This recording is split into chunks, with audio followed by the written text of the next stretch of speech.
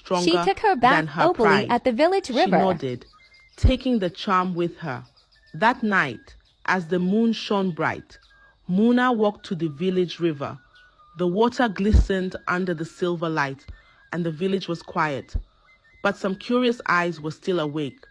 The villagers whispered as they watched Muna, the richest woman, walk to the river and begin to bathe openly. She washed herself in the cool water, her heart beating fast.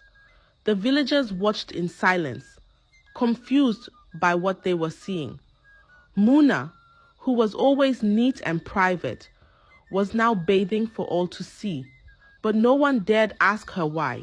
After bathing, Muna carefully took the charm and dropped it into the water. The charm sank, disappearing into the depths of the river, and with it, the curse began. From that night on, no woman in the village would be able to give birth to a son. Only Muna could break the curse when she was ready. Muna felt powerful. She believed she had finally won.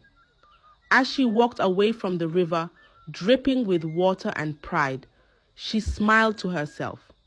Now only I will give birth to a boy, she thought.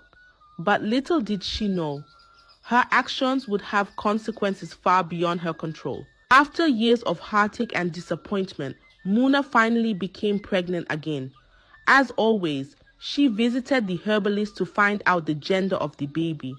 The herbalist looked at his cowrie shells, then shook his head. "It's a girl," he said softly.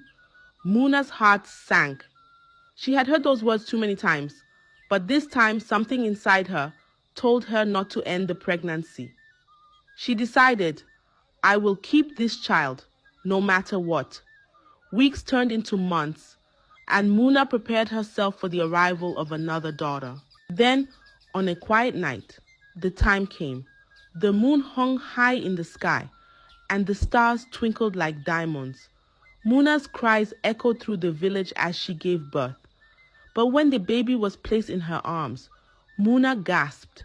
It wasn't a girl, it was a boy, a strong, healthy boy. Her heart raced with joy and disbelief. The thing she had wanted for so long had finally happened. Tears of happiness filled her eyes. My son, she whispered, holding the baby close to her chest. You will be king. You will wear the crown. The village will bow before us. Muna imagined her future, filled with power and riches beyond her wildest dreams. She saw herself ruling the village with her son by her side.